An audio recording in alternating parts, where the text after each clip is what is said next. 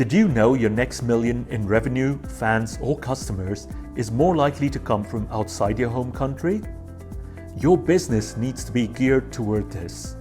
Over the past 20 years, I've worked with hundreds of small, medium, and large businesses, helping them scale rapidly worldwide. This includes brands like Emirates, Penguin Books, UFC, Disney, and PwC.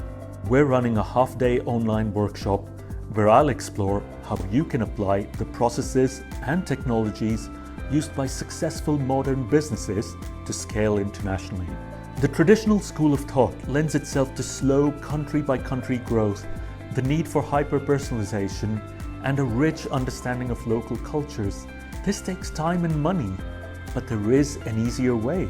When working with my team on campaigns for brands like LG, Fanatics, and Center Parcs, we found that once you identify the real human need and how your product or service meets this, then growing in a new market can actually be much easier. Using practical tips and case studies, I'll lay out a framework that your business can replicate. So who is it for?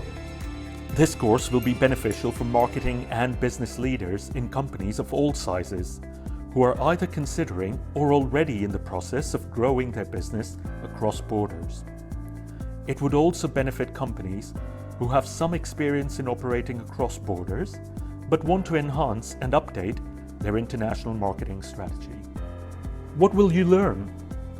The crux of this course is focused on taking well-established business theories and reframing them for the modern marketer. The key things you'll learn are how to develop your international digital marketing strategy, how to use data to identify your customer pain points, how to build real clarity about what it is that your product or service does that people can buy into, using data to identify who are the customers who need you most, and then using practical tips and case studies, I'll give you the tools, framework, and expertise to apply this and grow in any global scenario.